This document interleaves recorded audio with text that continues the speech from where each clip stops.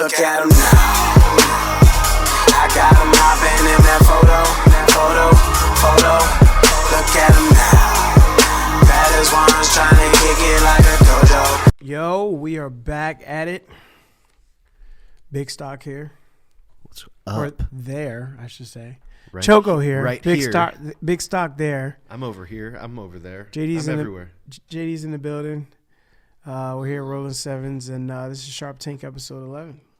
Special edition. Isaiah Thomas. Elvin Hayes. Barry Larkin. Mark Messier. Edgar Martinez. Ooh. For NASCAR, Darrell Waltrip. Okay. Julio Jones, JD said.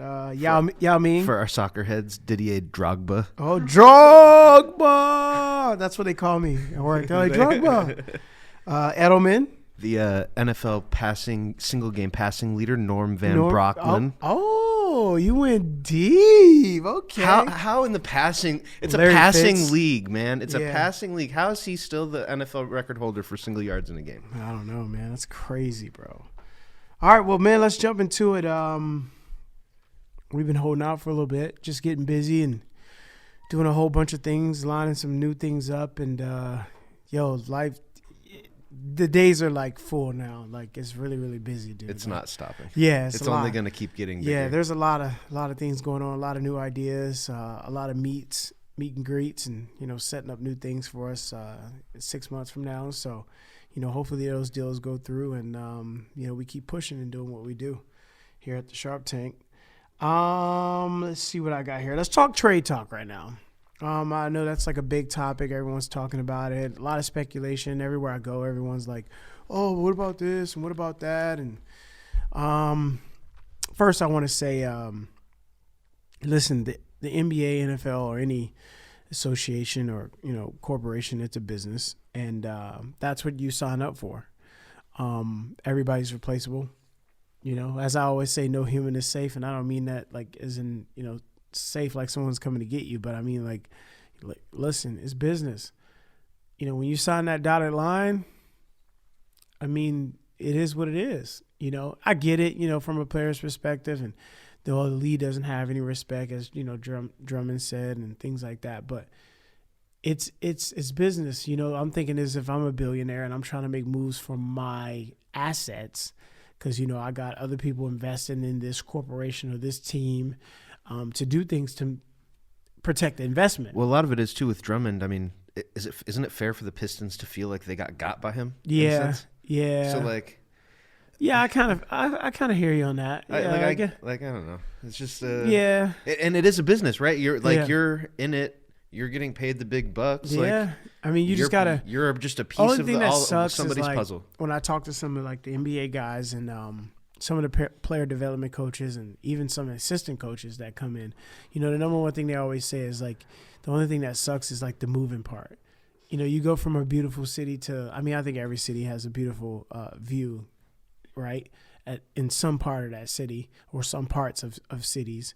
But it's like you going from like, I don't know, Portland to Minnesota, for instance, and it's just like, oof, big change, right? I mean, probably still green. Or in both of them. or in D'Angelo's case, right? You're going from the Bay to Minnesota, the freezing cold. You know what I mean? So obviously that takes a whole. I mean, if you're a player, I think, but you just kind of learn after the first few times how it works. I mean, obviously he went from Lakers to Nets to Golden State to obviously the Timberwolves now, which I think is a good trade.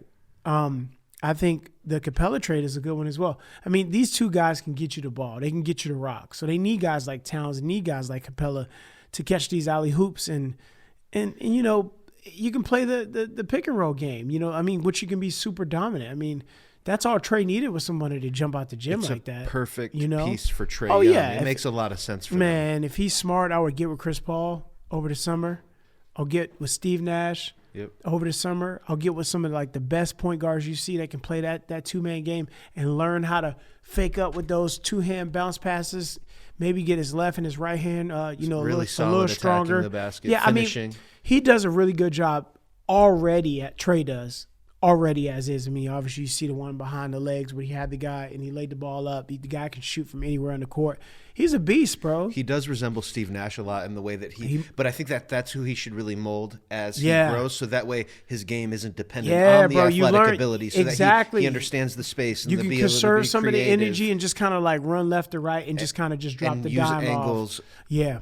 Yeah. That's going to be a good guy Save for him some, to learn save from. some, so you can save some legs for later. Exactly. You know, That's I it. mean, But Steve always brought it 100% yeah, of the time. all the time. He just is a very smart IQ basketball player, and that's what we like to see out here in the game as well. So, yeah, like I said, I mean, who do you think? It was totally shakes up the Rockets. Like, Oh yeah, obviously everybody's been going in on how they're going to play without the centers, and it's. I mean, they still can be able to play. I mean, my only thing is where they get mismatched. I mean, you see what they did to the Lakers. They beat the Lakers. I mean, they'll be able to get through. Look, we know what they are. They can get through the regular season this way, but as soon as it gets to the playoffs and you're able to game plan for it, and that's the thing. Like, they knew that they can't get it done, so they doubled down. They said, "Oh, we'll just put our best 5 out there and roll the balls out, and we'll try to outshoot you." But when you game plan in a 7-game series, you're not going to be able. It's not sustainable. It's just not. It's just not. And yeah, that you could talk about how they beat the Lakers last night, but. Yeah. Look, I mean, it's even one still, game out of the the regular Lakers season, were so. game planning for them a specific way, and then all of a sudden, boom, it changes. Like it's the middle of the season. Yeah, those things happen. You catch teams off by surprise. It's not the end of the world for the Lakers that they lost to Houston in this situation. Yeah. If you look at Houston today, their line opened at -4. It's down to -2.5 on the road against the Suns, and the money's on Houston. So there's a big letdown spot here that's showing that favoring the Suns against the Rockets today specifically. I noticed that. Yeah, good. No, that's a good eye. I'm glad you kind of look at that. I didn't even look at that yet. So there's definitely something. What time is it? 12. So I'll kind of look at that in a second here. Let me ask you. I mean, obviously, we're talking about the Capella the Capella to Atlanta with Trae Young. The Rockets got back. The Rockets shipped out Clint Capella, Nene, and a first-round pick in 2020, which is going to be in the 20s. They got back Robert Covington, Jordan Bell, and a second-rounder from Atlanta. Atlanta got Capella and Nene, waived Nene.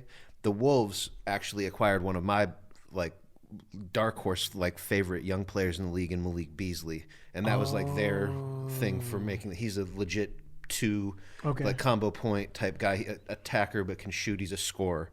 And the Nuggets, I really don't know how they won this. They got a lot of players: Bates Diop, Shabazz Napier, Noah Vonleh, Gerald Green. He's hurt. We'll see what happens with him. And Houston's first round pick in 2020. So again, but the Nuggets didn't really give up anybody serious other than Malik Beasley. They added some size, some rebounding to pair with Joker. To help him out, so obviously he can relax a little bit more because he does everything. He is a monster. He does everything. He can pass the ball, he can shoot the ball, he can finish, Euro step. He's just a smart player, man. Like, that guy is so underrated, and you could just see when he's on the floor how he just makes the game so easy. Well, he plays that basketball, even though he can get his bucket in the post. Yeah. He's a passer. He understands the spacing. Yeah. And I always tell people that too. It's when I go play ball, if you watch the Lakers last night, how many times a rebound came off the court and the ball was already thrown to Anthony Davis high enough for him to compete at the highest peak, to grab the ball, turn around, lay it up, or alley-hoop dunk it, or one dribble pass up, alley-hoop. Bro, they're completing those at a way higher rate than they do in the NFL. So, exactly.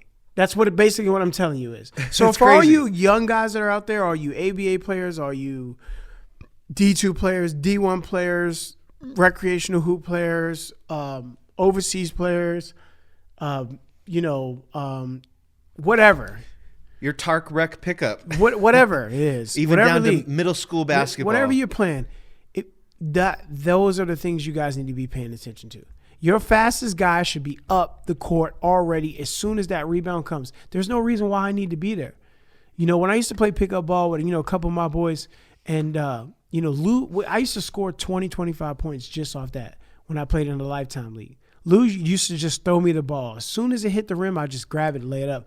dude, there's no, and you're cherry picking. No, I'm not cherry picking. It's just, dude, when I got a 6'5" guy that can grab the ball, well, it's one of those things. What's too, the like, point of me trying to grab rebounds? And if you're watching the ball come in and you see how the ball comes off and you know where your players are at, even if you're not on a complete cherry pick break, like you can still, when your guys now got it becomes right? it becomes me, you, one-on-one. So I'm gone. You're going to foul me or I'm laying the ball up. Yep, exactly. It's one or the two. To create the fast break. Yeah, and a lot of guys don't even foul. I've never left a game less than 4 fouls. They're doing that off makes though. Yeah.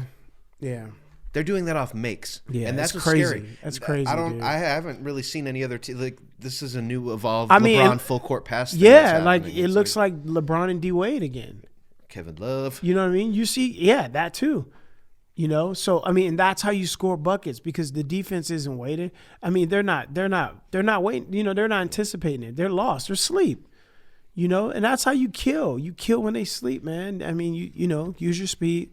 Use your basketball IQ and hopefully, I was talking to Chris about this earlier. I think we're going to start going to the courts and doing some, some breakdown of some basketball with different basketball players that were actually good here, that play ball overseas, so they can break the game down to you and kind of show you. I think that would be dope to see some of the greats that's come through Vegas break down the game of basketball, show you angles, defense, offense, attack, when shooters need to shoot and when, how to play with big guys and, how can I play with Jordan Farmer. A lot of guys don't even know that. I mean, I had a blast playing with him. You want to know why? He's up on the Lakers channel the other night. Oh, was he? Yeah. Yeah, I just saw him the other day. Not the other day. It's probably been a few weeks, and he was like, "Man, I haven't played ball since I seen play with you last." And it was just a blast. just playing with. I used to play with Robert Swift. Yeah, bro, we played with those guys. And in the big time tournament of Shout Out Lifetime, they played Terrell Suggs, Bibby. Mike Bibby. He's still jacked. Yeah, he's jacked, bro. So I mean, they put together traveling teams and stuff like that to where they compete in New York and stuff like that. But I mean, they have a really, really great league, and hopefully, fingers crossed, we see if we can get back in those type of things. Obviously, when things start to slow down over here, once we get things off the ground, because everything obviously takes time, so we got to take it a step at a time. It's good to be active, and we love the game.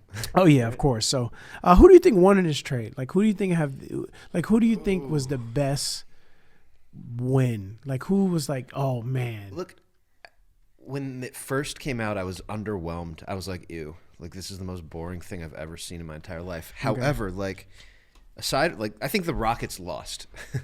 Okay, Rockets lost. Yeah, just because I'm not sold on the doubling down on this 7 seconds. Like I know it's not going to work. Okay, now Atlanta won because they paired Capella with Trae Young. All right, I got you. The Wolves won because they've got Malik Beasley, who's now going to be able to play next to D'Lo and open up. He's really going to be able to evolve into, hopefully he could reach his potential. Yeah, whatever that is. He'll learn some things from D'Lo. D'Lo's smart, man. I always knew the kid was. And the Nuggets added depth. I think everybody got a piece. Everybody got some. I agree with that. I would say the Rockets lost. Yeah. Well, on a positive note with the Rockets, Covington 4 from 7 from deep. They still won last night. 2 steals, 14 points. Not bad for a guy that he was hot from deep. He was originally drafted by the Rockets. They finally got him. They finally got him back. That's right. I forgot about that. I forgot all about that. You're right. Bro, it's funny. Earlier today, I told you I was watching the Herd. I usually sometimes I'll watch or listen to the Herd, and today Doug Gottlieb was on right instead of Colin Cowherd, and he was talking about the Rockets and how they are kind of evolving into this weird team, and and he was justifying the trade, and he said that necessity is created by invention, and I paused. I was like, wait a second, that sounds like something. It's like that's a saying. Like my dad used to say, necessity is the mother of invention. So I tweeted him real quick, and then right away he's like, I got it, and then he said what I tweeted to him over his quote, and then he hammered that home 3 different times to justify the point of. And the craziest thing is my brother was driving and listening to it also and heard that, and he texted me. He's like, it was a funny experience that happened this morning. Oh, that's crazy. Yeah, it's pretty cool. The timing of that, right? Yeah, no, it's cool just because I don't know, it's just those things. Normally those things are super cool. this guy is on Fox Sports. Like, just to know that, like, he used that as a part of his show. Like, that was cool. That was cool to experience that. You know, that is dope. That is dope. Yeah. I like when things happen like that. It's crazy. It happens like that around me a lot. That's how it's going to keep happening. That's really, how I see it. People are like a lot of people are on the same frequencies, at the same time as well. So it's kind of, it gets like that sometimes. It's crazy to realize that like everybody's within that reach. Yeah. Like that's how connected it really is. Yep. A. Wiggins to Golden State Warriors. Great or bad? Good or bad? Initially, I thought D'Lo was going to be worth a little bit more, but it's the right fit for them. Where he's not slasher. He's like not a guy that will demand the ball. But quiet. He can still get you like he's like Harrison Barnes. Yeah, he can still get you 20 or he could get to 30 points, but he's not. He'll get off some games. Yeah, but he's not your number one guy. So it's like a perfect situation. Like a step up from Harrison Barnes, right? Because he's a little bit more active, I think. This is gonna be the perfect situation for him to finally get to his potential. Also, he's a number one pick that has just kind of flamed out essentially and never been the superstar. Now he's going to get to play like second fiddle for once and not have the light on him. Yeah. And then just kind of like shine on his own. Yeah, I kind of like that. I mean, to me, that made sense. I think they made a good move there. Makes sense for both sides again. I think you're right, man. I think everybody kind of got a little piece. I saw the Pelican game last night. I can't remember who it was, but they thought that, the Pelicans were going to blow them out because just the -6, and I think they did. They blew them out. So, what was the score of that? Pelicans won by 6. Oh, they won by 6, so it pushed? Yeah. Well, I'm going to guess that it closed on 6.5. Yeah, wow. 6, so it pushed, yeah. Oh, wow. Wow, I didn't even know that. The -6 pushed. I'm going to go back and do some homework on that. That's crazy. Yeah. And I saw today is the makeup for that Jazz call. For the Jazz are playing the Timberwolves today. It's like -9.5, but the Timberwolves. I haven't had really like a lot of luck with those nines lately, man. The T-Wolves played last night though, so it's just one of those things where it's like it looks the same as the Jazz from 3 days ago. Yeah. But now it's like maybe people are scared off of it. Mm-hmm. We'll be ready at halftime if we see something jump up. Those are just things I'm noticing. Yeah, that's all. No, you got to look at it always, man. I saw Zion tweak his ankle last night a little bit.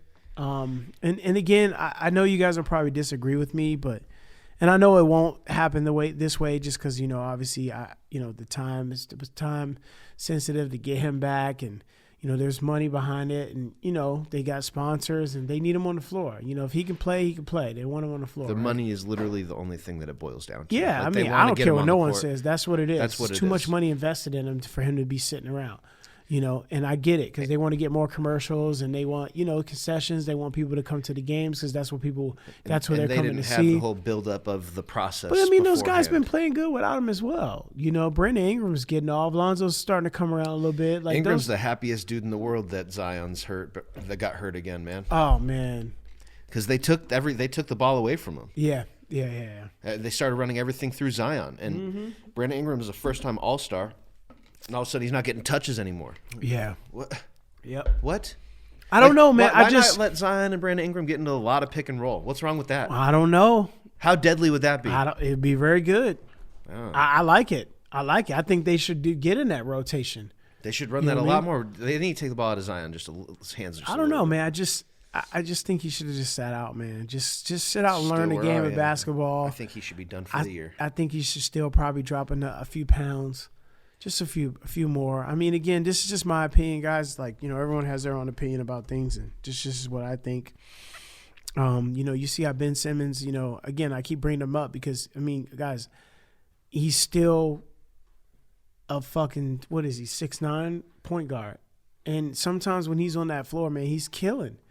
You can't really stop him. Guy throws it off the backboard because he doesn't have a guy. He's like when he's in transition. In transition, yes, of course. But the issue is you're seeing it with the Sixers. Joel Embiid's crying about not having spacing and no flow. What? Because they can't both play on the block. They can play well together. It's just Joel Embiid needs to grow up.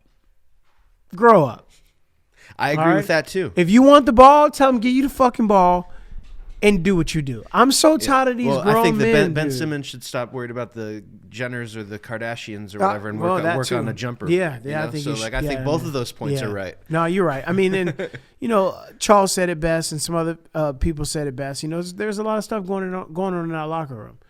Too much, man. Those guys better figure it out because this is probably not the right time to be dealing with that BS now. They have no chance if this is going on. You know what I mean? Right now, they need to get it together. And we freaking lost on the plus 9.5. They need to trade Ben Simmons before the rest of the NBA world realizes.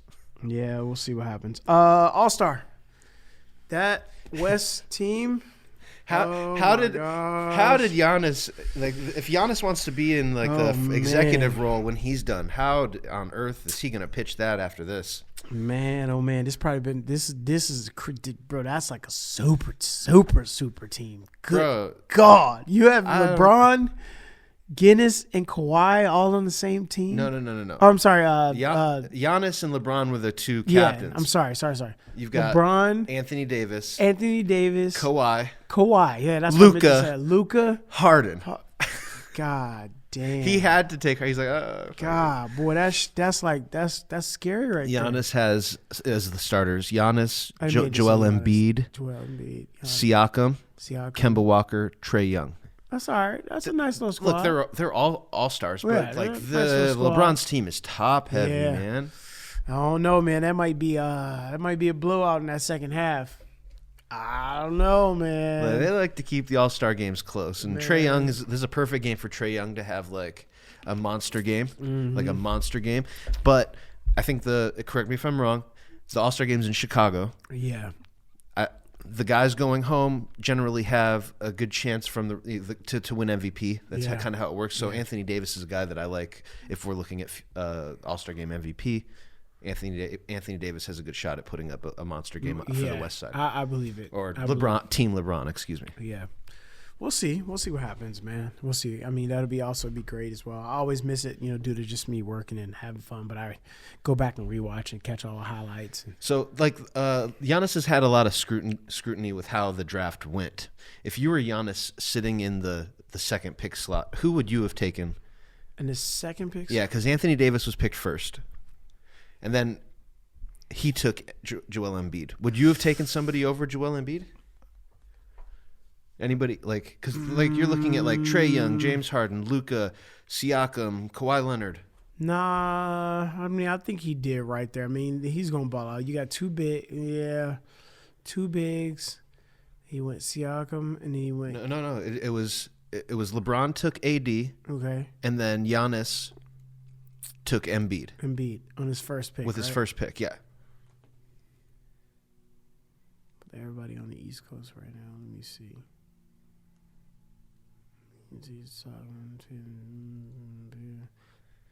I'm gonna be real with you. This might sound crazy, and I know I would have took old boy from the Heat. I can't even say his name. Yeah. I would have took him. He's a monster, bro. He got. I mean, I know why they took Embiid. Embiid's still Embiid. I'm not discrediting him or anything, but man, I just like how that dude plays, bro. I like sleepers. Bam and Joel Embiid are actually they've got similar styles where they're both kind of I think multi-dimensional on offense. Shoots a little better. A little bit, but you still have to step out on Bam. Yeah. But Bam will handle the ball in transition also. Yeah. Like he can put it on the floor. That's my sleeper, bro. He's 6'9" center, can cross over. Yo, that's my. I've seen it too. I've seen it. That's my sleeper. He's good. You know what I mean? And but then LeBron was kind of forced into taking Kawhi right there. Like, well, you got to take Kawhi. You have to. Could you imagine if Kawhi went to the Lakers? I mean, oh my God, bro. Oh my now God. We're gonna see what it would have. We're gonna see it. What it would have looked like. Gosh, man, I wish we would have had Chris Paul, bro. And then it's crazy if we would have got Chris Paul, I guarantee you, bro, things would be a lot different right now. It's crazy with the way that Giannis is an international influence that I get taking Siakam, but I'm surprised he didn't take Luka over Siakam. I would have thought that Luka throwing oops to Giannis would have been the greatest thing. Yeah, because it would have been the perfect. So I don't know. Giannis kind of. Yeah, I'm not sure. Giannis is Giannis. I don't know. He didn't necessarily draft the best. I don't think. Nah, He didn't, but we'll see what happens. I mean, it's gonna be a fun game either way, but we'll see how that ends, man. Oh man. Let's see. I don't pretty much. What do you got? You got anything else on the list? Marcus Morris to the Clippers. Oh yeah, that's what we were talking about. With IT. Okay. And then what? IT waived. IT was right waived after? also. Excuse me. Initially, like one of the guys, Marcus Morris, was in discussion to be traded to the Lakers, and I felt that he's like Kuzma light.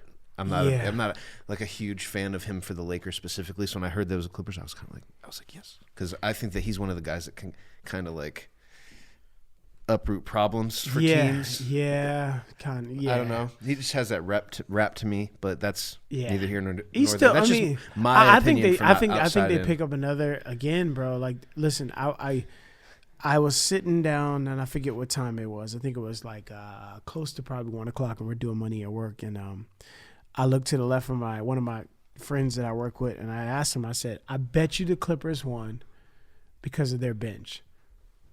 And no cap, I pulled my phone out and I look at the Clippers bench, and I'm gonna tell you exactly what I saw.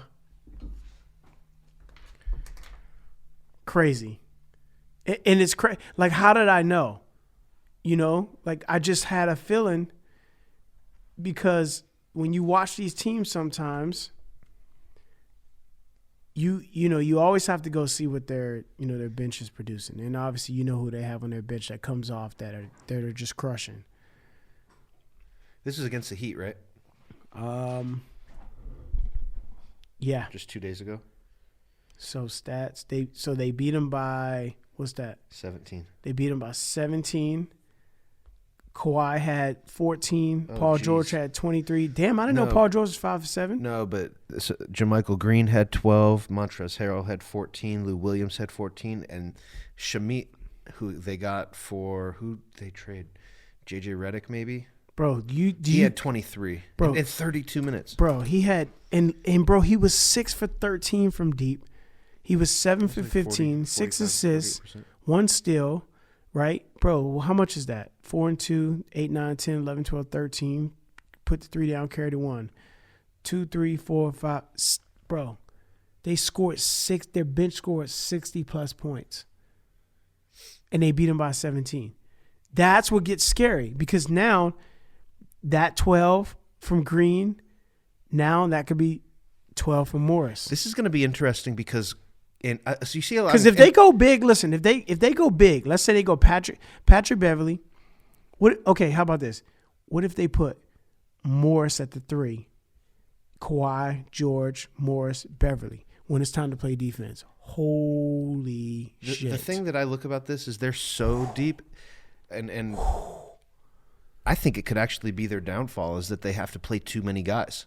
Okay, I can see that. They're going to have to chop minutes somehow. I mean, I just don't. I don't see how they can get by with 1, 2, 3, 4, 5, 6, 7, 8, 9 guys, 10 guys playing 20 minutes a night. It's just like it's hard to get into a flow that way. So as long as Doc is like going to not enough time. If he tightens it up, then sure. But if we're going to get this kind of, I don't know. That's just my thing. Yeah. That's how that makes sense. I can see that. I can see why you see it a lot in college where teams only go 7 or 8 deep because of just rotation and how things work. And that could be in factor here. Again, Kawhi played 31 minutes last night, so he's still going to play that amount of minutes. He might play more in the playoffs, 37, 38 minutes. Of course. So that's going to take time away from some of these guys. For sure. He'll play more minutes for sure. For sure. Well, shoot, man, that's all I pretty much got. Let me see something real quick. My boy texted me. Hey, I just landed. So while Darren's doing that real quick, I've got there's 4 NBAs that popped off the page to me real quick today. Okay. And it's the Grizzlies, the Suns, the Kings, and the Pistons. Okay. And I'm pretty sure those are all dogs. My bad, my boy Except just landed. Except for the Kings. The Kings are favored, but all the other ones are dogs. The Pistons are plus 12.5. The Grizzlies are plus 5.5. The Suns are plus. The Suns are plus 2.5. 5.5 on the road, Grizzlies. Yeah, at Philadelphia. The Sixers played yesterday. Yeah, let's see what happens with that. The money's telling me Grizzlies. Yeah, we'll be ready halftime on that. We'll see what's up. We'll see what's popping. All right, well, that's all we got, man, today. We just kind of ran through a few things, and, a lot of momentum coming up. Make sure you guys check out the website, sharptanklv.com, and that's sharp, SharpTanklV.com. Check us out on Instagram, SharpTank101. You can follow Big Stock on Instagram at what's your IG? Or what's your, I just went brain dead. What's your or as JD says, brain neutral. Twitter handle? It's Chris Stockwell _ on Instagram. On Twitter, it's Chris _Stockwell. All right, and you can follow us on Twitter as well. SharpTank _ Choco CHOCO. As always, we'll leave on this note, as we always do, and try to keep this consistent. If you don't stand for something, you will fall for everything. And if it doesn't add value to your life, I think you should subtract that shit. Get it out. All right, guys, we're out of here. Sharp Tank, Choco, Big Stock, Rolling Sevens. We're out. Hey, look at him now. I got him hopping in that photo.